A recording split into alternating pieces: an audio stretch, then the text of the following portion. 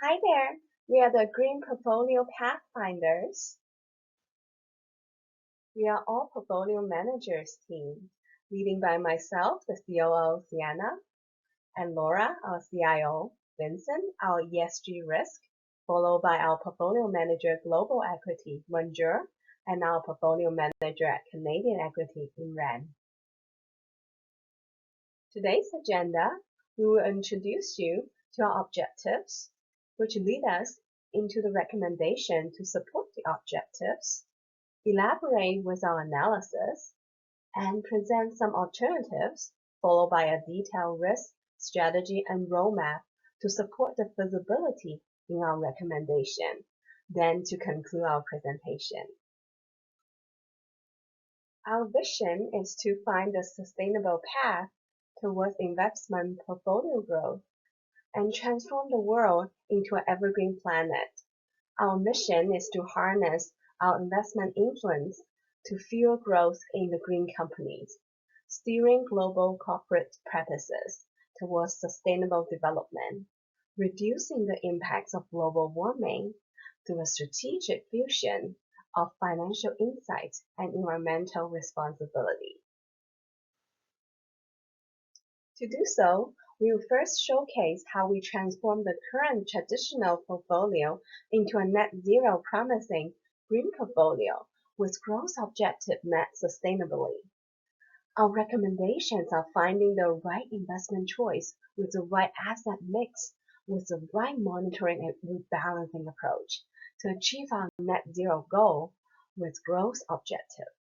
By doing so, we achieve the highest possible green return without taking on as much risk.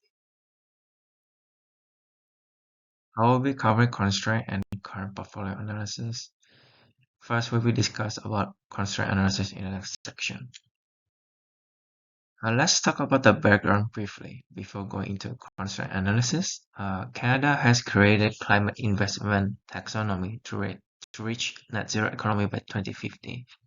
To do that, financial institutions will invest either in green projects or transition projects. These projects also must meet do not significant harm (DNSH) requirements, meaning that the projects are not detrimental to environmental, social, and governance objective. If any of this project doesn't meet this requirement, it will be ineligible for taxonomy financing. Now let's talk about the constraint. We need to consider three factors first before doing current portfolio analysis. First, companies' commitment to reach net zero goals, so we need to verify this. Second, companies' financial report, including total carbon emission, are assumed to be accurate, published by a third party, such as MSCI and Bloomberg. And finally, any projects producing high carbon emission or companies that do not have net zero plans will be excluded. One of our example is MSCI ratings, which we use to keep track which company have commitment to net zero goal and whether they have complied with the NSH. There are four categories here: carbon emission targets, controversial behavior, ESG, and SDG. Each category must have AA or AAA ratings to indicate that the company has an excellent record to keep track of its net zero goal. So with our current portfolio, we have 10 millions, 30% of cash, 30% for Canadian equities, and 40% for global equities. Based on our analysis, the total return for the 5 years annually, it will be 7.6%, with standard deviation 7.38%. He has Sharper ratio of 1.07, which is good. Meaning that the return has excess return relative to the volatility. However, we found out that it's currently producing around 961 metric ton carbon dioxide, which doesn't meet the objective Canadian taxonomy goals. The 961 metric ton carbon dioxide for current portfolio composition also reflect on MSCI rating that if we do nothing, it will increase our planet temperature and worsen global warming as the current portfolio grows. So based on this chart, you can see that the performance of the portfolio over the past 5 years is improving, considering what we have been through in 2020. The main return in the fifth year is around 11.97%, with a standard deviation of 12%. It also has a downside risk of around 5%. There's a sign of the annual return is in direction where we have around 17% in the first year. I'll be talking about our alternatives next. We carefully explored options in reaching net zero and how to best align our portfolio recommendation. First, we explored an asset mix with a higher percentage in equities, which could have higher potential returns. This offered the possibility of capital appreciation and dividend income, but also increased volatility due to the limited asset class of transitioning and green industries. Taken together, this was not in line with our moderate risk threshold or long-term timeframe. Our second alternative favored a more conservative approach with a greater emphasis on bonds and fixed income. While this allocation provides long-term stability, it may limit potential returns and opportunities in emerging entrants in the short term. Lastly, we had analyzed an aggressive net zero target without considerations for risk or return. This option would require a greater portion dedicated to global equities. In 2023, MSCI only had 54 AAA rated firms, mostly in Europe and Japan. A random selection shows a negative average 5-year yield. We noted 3 key risks. First, there's market volatility.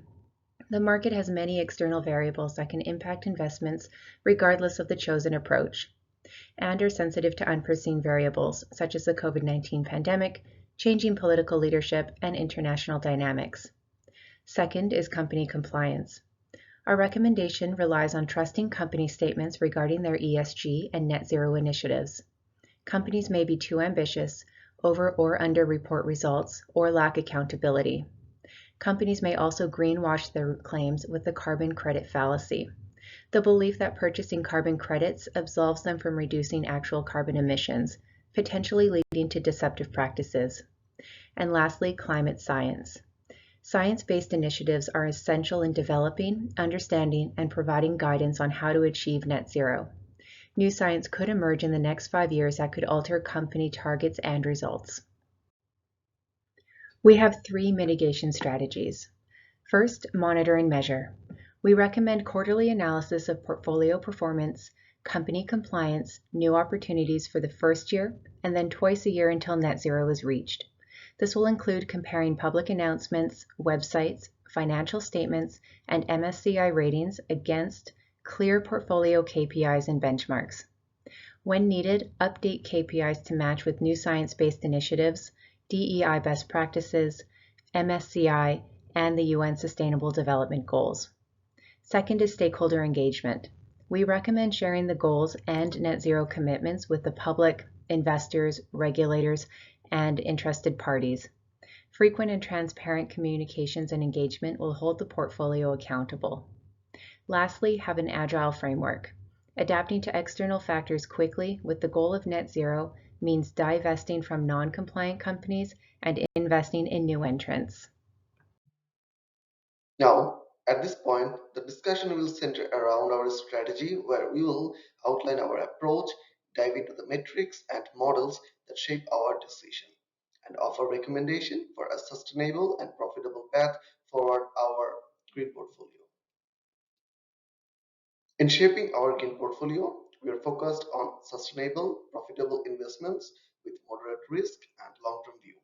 We used MSCI ratings and ESG scores to measure impact and performance, applying the SHARP model to meticulously screen and select assets that meet our stringent criteria for a decarbonized, equitable investment future. We followed a 4-step process for stock selection, which started with screening, filtering, ranking, and then selection. We first screen for companies with low greenhouse gas emission across all scopes from key indices. We then filter out those not aligned with the 2 degrees Celsius goal set by the Paris Agreement.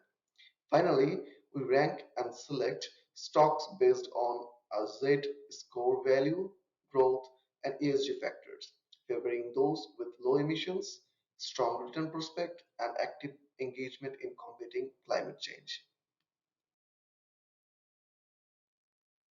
Our recommended portfolio showcases a strategic selection of global and Canadian equities, along with a suite of fixed income options through green and ESG focused bond ETFs. The equities range from tech giants like Google and Apple to financial institutions such as UBS Groups and Lloyd Banking's Groups, reflecting our commitment to diversification and sustainability.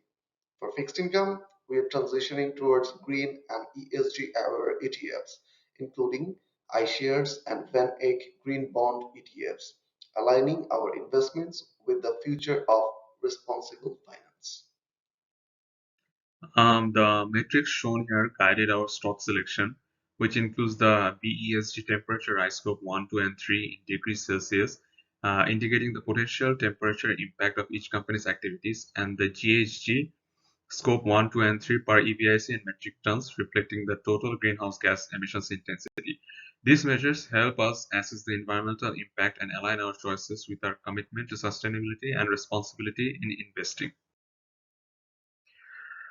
This slide outlines our rebalancing strategy for global equity with a 5-year timeline, showcasing consistent allocation adjustments across key performers such as Apple, Novo Nordisk, and Accenture to adapt to market changes and maintain our strategic objectives.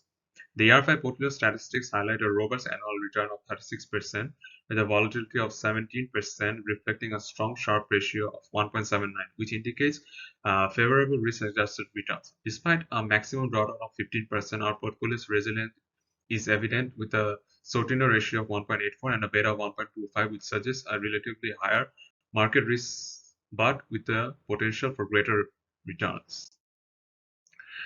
This slide also outlines our Canadian equity rebalancing strategy, reflecting our disciplined approach to portfolio management over a 5-year period. The year 5 portfolio statistics here show a strong annual return of 19.71% with a Sharpe ratio of 1.62, which indicates that our returns are well compensated for the risk taken. These metrics demonstrate our strategic success in balancing risk and reward in the pursuit of sustainable growth.